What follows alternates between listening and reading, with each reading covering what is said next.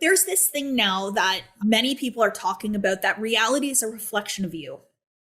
And I want you to play around with the idea that that's true.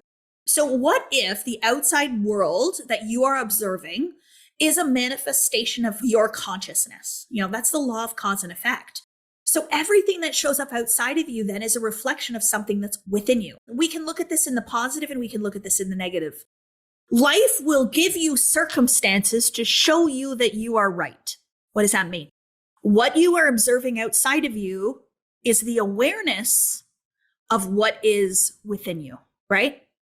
So if you are attracting what you don't want, there is something within you that has manifested the experience of what you don't want. So it's a clue, it's evidence. So then you ask, how did I inadvertently select this? So inadvertent selection, that's a Neil Donald Walsh language from my favorite book, Happier Than God.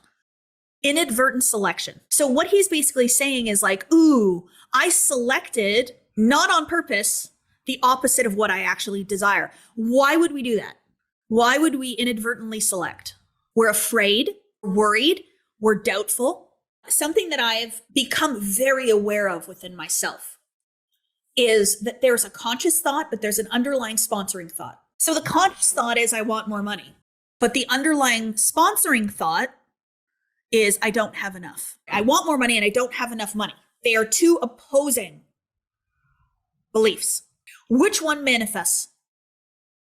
So consciously, I want more money.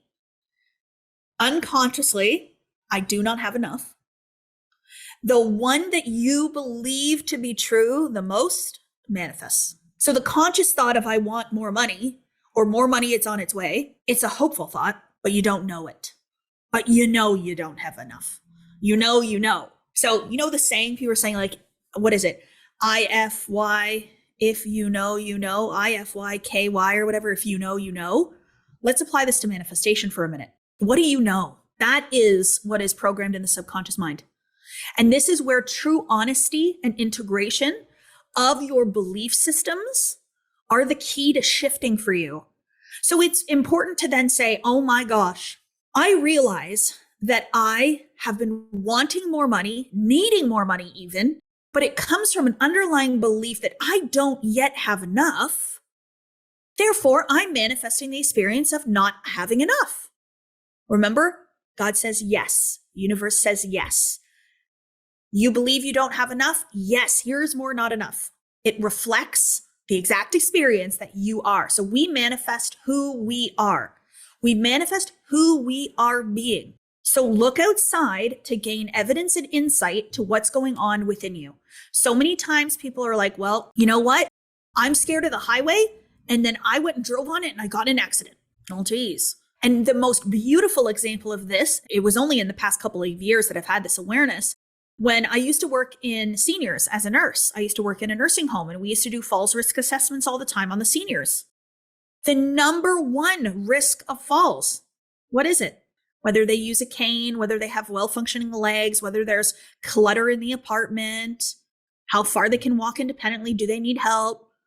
No, fear of falling. Fear of falling is an indicator of falls. Why? Because we manifest what we are. So that's why we don't want to walk through life fearing that we're going to fall. We want to walk through life knowing that every step we take, we are safe and we are secure. That's not a fear of falling attitude. That's a run towards it. You got fully functioning legs. Let's go. You cannot reprogram a belief without being aware of the current belief. So we have a whole bunch of people out here trying to change their money story. They're sitting there going, money loves me. Making money is easy. I attract money to me all the time. But they have no idea what they currently believe about money or where it came from. They don't know what they're afraid of. They don't know where their set point is financially. So I teach an entire 8-week course called Wealth from Within that teaches you how to completely reprogram your subconscious mind related to money. 8 weeks. It's gold. But it doesn't have to take that long. It can be much faster. Identify the old belief, decide what the new one is, and then your willingness to accept the new belief in the fastest time possible is what will change you. Then you have a new belief and you express life in a completely different way. So some of the negative and nasty things that happen in our world. Okay. So 2 kids, to adults, to all of us everywhere, are a direct result of thinking. Because the law of cause and effect says that our consciousness, what we believe, is what creates. But I want us to think about the collective consciousness. So war, for example. War would not exist if we had a collective consciousness of peace and love. It would not. So in the collective consciousness, we have an understanding and we have a belief system that we will make change and we will get what we want through violence. Collective consciousness.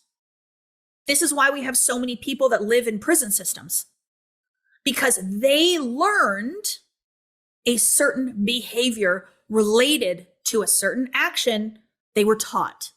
And so the more that we program and reprogram violence and dishonesty and even harming each other, the further we reinforce a collective consciousness of hate. So I truly believe that the more of us that are elevating in consciousness to higher levels of peace and joy and love, the more we are programming the collective consciousness towards that. So it is not to say that that individual child manifested and created a negative experience in their life. What we're saying is that the collective consciousness could be improved in a very big way. I will leave it at that. I think that's the best way to address some of these nasty things that happen.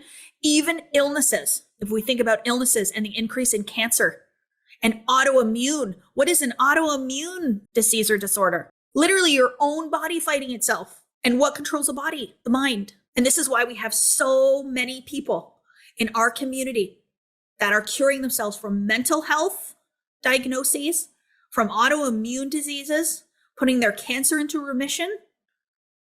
Because when you learn to harness the power of your own thinking combined with source energy, you change everything. There's so much work that we can do in this world, and it's truly about us making the decision to impact people in the ways that we can now while we're here. Reality is a reflection of who you are being, right? So then you can sit there and you can ask, okay, so if I would like to reflect this, what state of being could I uphold? What state of being could I choose to be that would reflect more of what I want, right? And so when you get the opportunity to witness another person experience greatness, and whether that's somebody else winning in a big way, somebody else blows up their business, it could be somebody finds the love of their life. It could be that somebody goes on the dream trip that they've always wanted. Maybe it's somebody manifests their dream body, whatever that is. When we allow ourselves to see that what we are observing reflects us, that's when we become inspired, and we then move into an inspired state, and we then move and guide source energy towards what we desire from the inspired state. What happens when you compare? So versus celebrate. But was there anybody on here that was like, oh, they're doing love better than me? No. You were like, oh, I love this level of love. I would love to have this level of love in my life. This is so sweet. This is so emotional. So then why do we compare and compete when it comes to business and success? Something somewhere taught us that we're better if we're more successful than others. So the world will tell you the bigger the house you have, the nicer the car you have, if you have the yacht, if you have the diamond ring, blah, blah, blah, blah, blah, you're successful, you're part of the better part of the world. I don't believe that. I've tapped into this energy of being able to have anything that I want without the need for it making me who I am or making me worthy. I truly believe that now this version of who I am in this moment, if I had nothing, I would be amazing. I would be incredible. So it's not the things that I have. It's not the successes that I have that make me who I am. It's my belief that I am that makes me who I am. So the inspired state to look at someone and to be like, oh my gosh, if this person can have this car, I can have this car. If this person can make this impact in the world, that means I can make this impact in the world. If this person can help this person to have this testimonial, then that means that I can help a person have a testimonial like that too. So when you look at the world from the reflective state, you understand that it's all a reflection, the good and the bad. So let's not be triggered. Oh, they did it faster than me. How come they keep winning and I'm not? They must have something I don't have. The worst belief that you can have. I think that is one of the most limiting beliefs that we can ever hold, is to believe that someone else has something that we don't have that makes them special, unique, or more capable. So I was on a podcast last week, and on that podcast, the woman asked me, do you think that you have special manifestation skills, or do you think that you have abilities that nobody else has? And I was like, no. I believe that I have the same software, same source energy flowing through me, same intellectual mind, same physical body that does the same things. We pump blood in the same way. So what is it that makes my human experience different? Is simply my ability to accept beliefs that empower me versus beliefs that limit me. So we even had this with our team at our manifestation retreat, where one person was like, you know what? The people that are doing more, that are achieving more, I actually believe that they had something that I didn't have. But now I realize that they don't, which means I just opened myself up to that experience because I was closed off to it before by simply believing that I couldn't. So I would never believe that anybody has anything that you don't have, whether it's age, physical body, skill, ability to speak the language. We had one woman that had such a beautiful shift.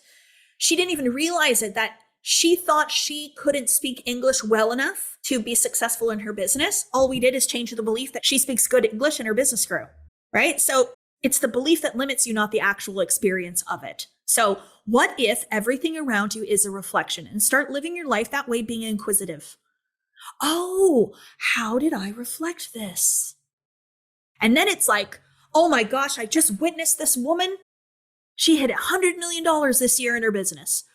Wow. Thank you for showing me that, God. Now I know that reality is for me as well. That's exactly how I feel when I see things like that. And if I notice a little twang, like a little, ooh, how did she do that? I don't think I could. I'm like, no, Kathleen, not today. There was a saying, pass the ketchup. There was this saying of like, whenever you want to like stop a thought and replace it, we would say, pass the ketchup. It's like this funny little thing we used to use. That was probably 2020 when we used to say that. But now I'm like, not today. No, I'm not going to think that. That's not true. So some things that I will ask is, does this belief serve me? If it doesn't serve me, then what would serve me? I even had the tiniest little belief with the G-Wagon. I almost didn't buy the G-Wagon because my dad thought it was crazy. I was like, what's limiting me? Why am I not getting this thing? And I realized it was just the fear of judgment from my father that limited me. So once I became aware of it, I was like, I don't care what he thinks. I'm a grown woman. I'm 39 years old. If I want to buy a G-Wagon, I'm going to do it. And it's just, you don't know what's sitting in there until you allow yourself to bypass it and to see something different. So anyways, now my dad is our director of sales. We just moved him into the director of sales position. And so he works full-time in Diamond Academy, and he is changing and growing, and he is all on board. And I remember we went for lunch not long ago. It was probably like 3 or 4 months ago. He goes, you know, Kathleen, when you started this business and you quit your nursing career and got rid of your pension and your benefits, I thought you were crazy. I thought you were kind of nuts. And he's like, but now I think it's the best decision that you ever made. And he goes, and you know what? I think this business model you created is brilliant. And I think that this could be a $200 million company, not 100. And that right there was what? A reflection of my beliefs around my business and about me and about my decisions. And Norm, who was my reflection in January of 2020, who was like, what are you doing? You're nuts. He was also a reflection, right? So let's pay attention and just change inside to then change the outside. Last thing I want to talk about real quick is the in-between. Some people call this the waiting period. There's actually a natural law called the law of gestation that specifically talks about when something is planted in the womb, it must gestate before it is born. So when we talk about having babies, we know the gestation period is approximately going to be a certain amount of time, give or take. And so when we are growing the baby in the womb, are we in a state of analysis paralysis? Are we wanting it out right now? Let's go get it out. No, we want it to stay in there until the lungs are fully developed and then we get there. I went 2 weeks overdue with Reagan and oh man, that was challenging. But for the most part, we know it's going to take time. And so we enjoy the journey and the process. And even if it's a bad pregnancy, even if it's uncomfortable, we're not trying to force the baby out. We know that we must just ease into it and we must relax. We must just hold until it's ready to be birthed. So now let's talk about that gestation idea in terms of the mind. So Neville Goddard, he's on the list of one of my favorite books. Don't worry, it's in there. He calls the subconscious mind the womb of creation. So it's the feminine energy. It is where the majority of the work is done. So think about your subconscious mind as your womb. And so what we do is we plant seeds or we plant ideas into the womb. We let them gestate until they are ready to be birthed. Okay? And so I don't like to say the waiting period, because when I say I'm waiting for something, what am I implying? More waiting. It's this energy of like, I'm waiting. And I think about waiting in a doctor's office. Most inefficient use of my time ever. So now I go into it. I'm like, ooh, I'm going to get the beautiful opportunity to wait 20 minutes in this doctor's office and I'm going to create a reel. So like I schedule something that I want to do during that time so that I'm not in the waiting room waiting, because the act of waiting, I find I get impatient, I get annoyed. So I change it. So that's why I don't want to use the word waiting. Gestating, I don't even use. I call it the in-between. In between what? The creation of the new idea into the womb and the birthing of the reality or the observation. So I'm in between the ask for what I want and the receipt of what I want. I'm in between the fourth dimension, the imagination, and the 3D physical observation. So from the moment that you decide you want something, the bridge of incidents starts to unfold towards the realization of it. And it is invisible and you cannot see it. Most people, from my experience, will give up in the in-between. I unfortunately see this all the time, but I don't believe that I give up in the in-between. I actually believe that I do very well in the in-between, that I rock that in-between so good. I thrive in the in-between. And if you think about it, we are forever going to be in an in-between of something. Because once you get your G-Wagon, then you're going to be in the between for the next thing, and then you're going to be in the in-between for the next thing. You're always ascending. This is growth. This is ascension, right? So I would get really comfortable and create a belief around how you are in the in-between. But I have a very important belief that everything I want, I get. Everything I write down, I manifest. Every experience that I desire, I will experience in the 3D physical form. So that then helps me in the in-between. So when I go 3 months and I haven't experienced what I want, I haven't observed it, there's no observation of it, I can't see it yet. Am I like, oh man, I'm out of here. It's not happening. I'm done. No way. That's the time for me to move even deeper into spirituality. This is the time for me to move even deeper into a state of faith. This is where I tell myself, oh, I'm so excited. Oh, I feel it. It's here. I know. I talk to myself in that way, right? So that's the in-between. It's actually an existence or a state, but you don't have to be aware of the in-between and exist like the in-between. You don't have to be like, oh, I'm waiting for it. It's on its way. Like, I know who I am and I know what that identity will manifest in the physical 3D form. So I just exist enjoying my life and enjoying the journey in joyful anticipation, joyful expectation of what comes next. That is a Robert Russell terminology. You too can be prosperous. He said the energy that you want to be in is in joyful expectation. What does that mean? What is the feeling that you will be in once you receive your manifestation? Joyful. And what does expectation mean? Expectation means you assume and you expect it. You're not hoping for it. You're not wishing for it. You're not waiting to see if it will happen. You expect it. I expect that I'll make this much money this month. I expect my business to grow over the next 6 months. I expect to attract the love of my life. Feel that? It's a very different energy than hopefully he'll show up one day and, oh, I would really love my business to grow over the next 6 months. I sure hope that happens, right? So joyful expectation is one of the most powerful energies that you can be in. So I would just ask yourself then, am I in joyful expectation of what I desire or not? Attachment is one of the most resistive energies to be in. You will not manifest what you desire from an attached state. You will inadvertently select the alternate outcome. This is something Neil said on one of our one-on-one coaching calls.